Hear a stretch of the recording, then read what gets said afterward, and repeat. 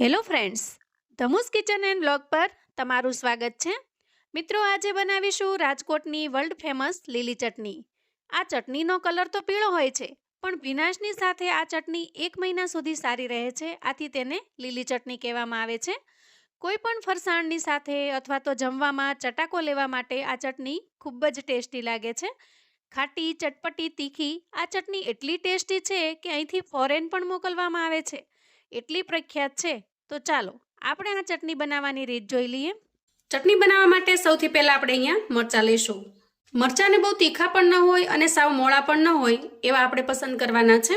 તો અહીંયા તમે ધ્યાનથી જોશો તો મરચાંનો કલર તમે જોઈ શકો છો.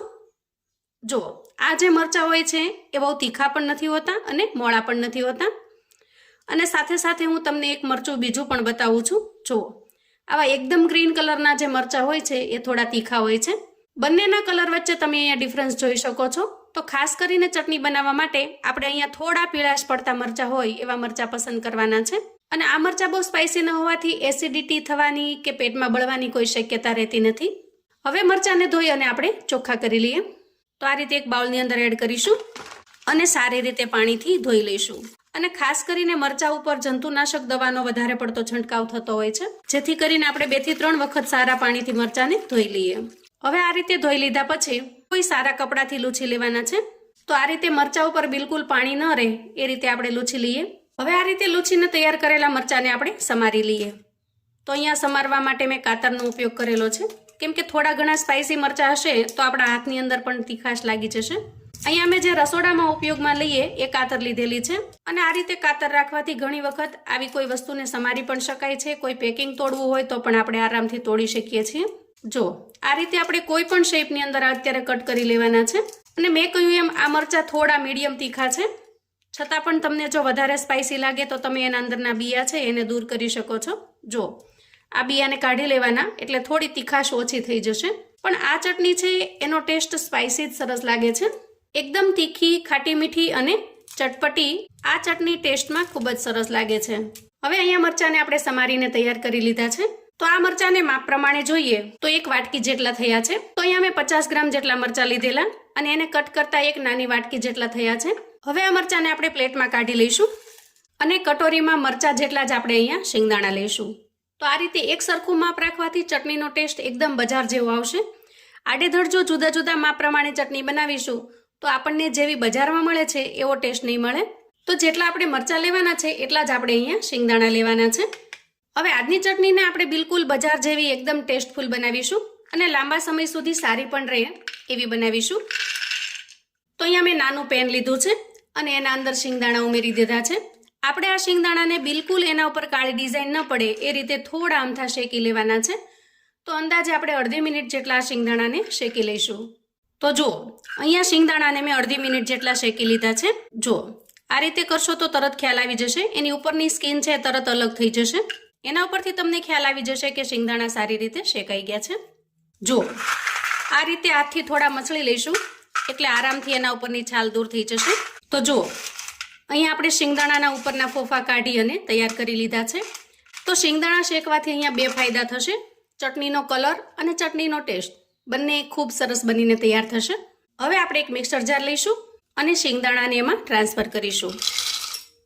હવે જારનું ઢાંકણ ઢાંકી શિંગદાણાને આપણે અધકચરા ક્રશ કરવાના છે.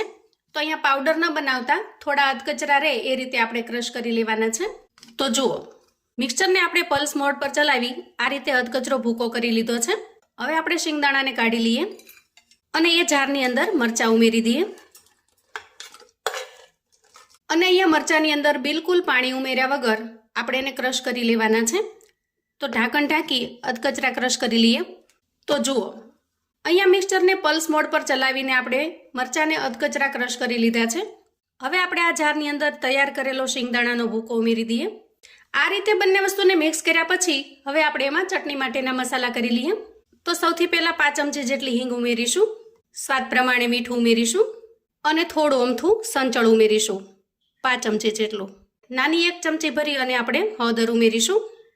તો અહીંયા ચટણીનો કલર એકદમ સરસ પીળો હોય છે એટલા માટે આપણે અહીંયા હળદર ઉમેરીએ છીએ. બજારની અંદર જે આપણને ચટણી મળતી હોય છે એમાં પીળો ફૂડ કલર ઉમેરવામાં આવે છે. ફૂડ કલર છે એનાથી શરીરને નુકસાન થાય છે, એટલે આપણે અહીંયા હળદર ઉમેરીશું. અને ખાસ કરીને હળદર છે એ આપણને આસાનીથી રસોડામાં અવેલેબલ હોય છે, વળી શરીરના સ્વાસ્થ્ય માટે પણ ખૂબ જ સારી હોય છે. એટલા માટે પીળો કલર કરવા માટે અહીંયા હળદર ઉમેરવી જ હિતાવહ છે. હવે આપણે ઉમેરીશું 2 લીંબુનો રસ. તો અહીંયા આખા 2 મોટા લીંબુ લઈ અને એનો રસ કાઢી લીધો છે મેં, અને એને ઉમેરી દઈએ, કેમ કે આ ટેસ્ટમાં ખૂબ જ ખાટી મીઠી અને ચટપટી હોય છે આ ચટણી. હવે આપણે ઢાંકણ ઢાંકી દઈશું અને ફરી પલ્સ મોડ ઉપર આપણે બધું જ મિશ્રણને મિક્સ કરી લઈશું. તો જુઓ, એકદમ સરસ આપણને બજારમાં મળે એવી જ સરસ મજાની ચટણી બનીને તૈયાર થઈ ગઈ છે. ખાસ કરીને રાજકોટની અંદર ગોરધનભાઈ ચટણીવાળાનું નામ ખૂબ પ્રખ્યાત છે, અને એમની આ જે પીળી ચટણી છે એ ખૂબ જ પ્રખ્યાત છે. ખાસ કરીને ફોરેનમાં રહેતા લોકો પણ આ ચટણીને મંગાવે છે, કેમ કે ખૂબ જ ગજબની ટેસ્ટી બનીને તૈયાર થાય છે. આ ચટણીને તમે 1 મહિના સુધી સ્ટોર કરીને રાખી શકો છો. અહીંયા તમે એનું ટેક્સચર જોઈ શકો છો. જો એકદમ સરસ બનીને તૈયાર થયું છે. કોઠાની ચટણી જે રીતે આપણે ખાતા હોઈએ થોડો થોડો ટેસ્ટ કોઠાની ચટણી જેવો પણ આવે છે. જો એકદમ ટેસ્ટી એવી ચટણી બની ગઈ છે. ખાખરાની સાથે, રોટલી ભાખરીની સાથે, ગાંઠિયાની સાથે કે કોઈ પણ ફરસાણની સાથે ખૂબ જ ટેસ્ટી એવી લાગે છે. બ્રેડની સાથે અને ખાખરાની સાથે પણ તમે એના ઉપર ચોપડી અને આ ચટણી એન્જોય કરી શકો છો. વળી આ ચટણીને તમે એરટાઇટ કન્ટેનરમાં ભરી અને લાંબા સમય સુધી સ્ટોર પણ કરી શકો છો, અને જ્યારે જરૂર પડે ત્યારે કાઢી અને એન્જોય કરી શકો છો. આ ચટણી છે આવી થીક હોય છે, થોડી ઘાટી જ હોય છે.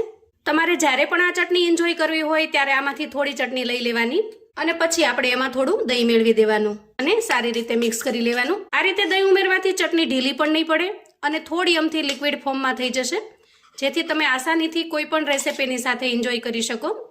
જુઓ, તો આ રીતે ચટણી બનીને તૈયાર થઈ જશે, અને બાકીની ચટણીને તમે કન્ટેનરની અંદર ભરી અને સ્ટોર કરી શકો છો. રાજકોટની આ ફેમસ ચટણી ખૂબ જ ચટપટી બનીને તૈયાર થાય છે. તો તમે ક્યારેય જો આ રીતે ચટણી ન બનાવી હોય તો એક વખત ચોક્કસથી ઘરે બનાવજો. એકદમ ઓરિજિનલ તમને જે રાજકોટની ચટણી મળે છે એવો સરસ ટેસ્ટ ઘર બેઠા મળી જશે. તો આવું નવું જાણવા માટે અને મને સપોર્ટ કરવા માટે ચેનલ પર જો તમે નવા છો તો પ્લીઝ ચેનલને સબસ્ક્રાઈબ કરો. વિડીયો ગમે તો લાઈક અને શેર કરો. તમારા સગા સંબંધી મિત્રોને પણ આપણી આજની આ એકદમ ટેસ્ટી એવી રાજકોટની ફેમસ ચટણીની રેસિપી ચોક્કસથી મોકલી આપજો, જેથી એ લોકો પણ બનાવીને એન્જોય કરી શકે અને એના પરિવારને પીરસી શકે. કોમેન્ટમાં મને ચોક્કસથી જણાવજો મિત્રો કે આજની આ ચટણીની રેસિપી તમને કેવી લાગી છે. ફરી મળીશું એક નવી રેસિપી સાથે. ત્યાં સુધી આવજો મિત્રો.